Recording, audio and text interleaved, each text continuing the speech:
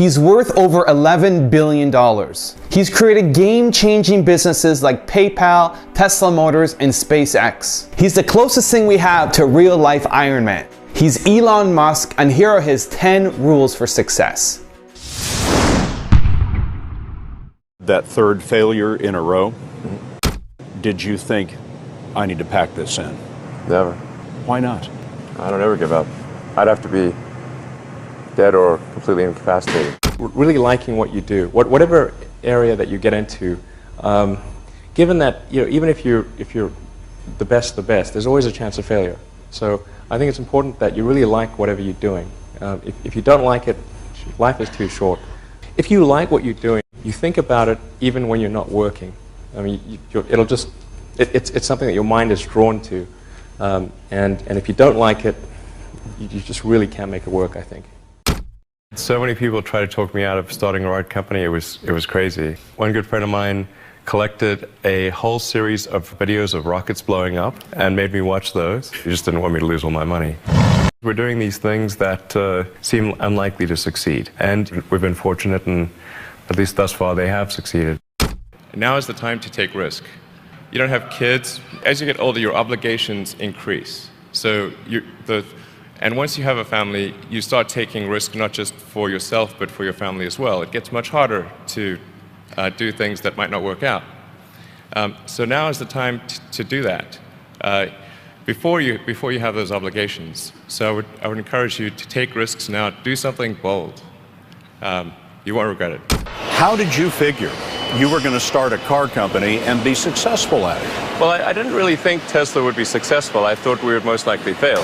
But I thought that we at least could address the false perception that people had that an electric car had to be ugly and slow and boring like a golf cart. But you say you didn't expect the company to be successful, then why try? If something's important enough, you should try, even if the probable outcome is failure. You focus on signal over noise. A lot of companies get confused. They spend money on things that don't actually make the product better. For example, at Tesla, we've never spent any money on advertising. We put all of the money into R&D and manufacturing and design to try to make the car as good as possible. I think that's the way to go. For any given company, just keep thinking about, are these efforts that people are expending, are they resulting in a better product or service? And if they're not, stop those efforts.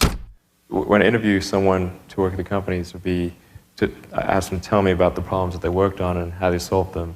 And if someone was really the person that solved it, they'll be able to answer multiple levels. They'll be able to go down to the brass tacks. And if they weren't, they'll get stuck. And then you can say, oh, this person was not really the person who solved it, because anyone who struggled hard with a problem never forgets it. If you're creating a company or if you're joining a company, the most important thing is to attract great people. So either join a group that's amazing, that you really respect, or if you're building a company, you've got to gather great people. I mean, all a company is a group of people that have gathered together to create a product or service. And so depending upon how talented and hardworking that group is, and the degree to which they are focused cohesively in a good direction, that will determine the success of the company. So do everything you can to gather great people if you're creating a company. You've got to make sure that whatever you're doing is a great product or service. It has to be really great. And I go back to what I was saying earlier, where if you're a new company, I mean, unless it's like some new industry or new market that, if it's an untapped market, then you have more ability to, the standard is lower for your product or service. But if you're entering anything where there's an existing marketplace against large entrenched competitors, then your product or service needs to be much better than theirs. It can't be a little bit better, because then you put yourself in the shoes of the consumer, and they say, why would you buy it as a consumer? You're always going to buy the trusted brand unless there's a big difference. So a lot of times, entrepreneur will come up with something which is only slightly better. And it can't just be slightly better. It's got to be a lot better. Depending upon how well you want to do, and particularly if you're starting a company, you need to work super hard. So what does super hard mean? Well, when my brother and I were starting our first company, instead of getting an apartment, we just rented a small office and we slept on the couch.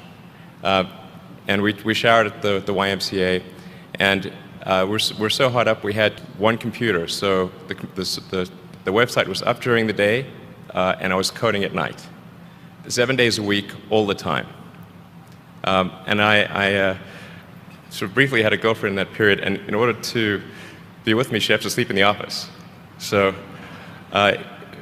work hard, like I mean, every waking hour. That's the thing I would say, particularly if you're starting a company. And I mean, if you do simple math, say like, okay, if somebody else is working 50 hours and you're working 100, you'll get twice as much done in the course of a year as the other company.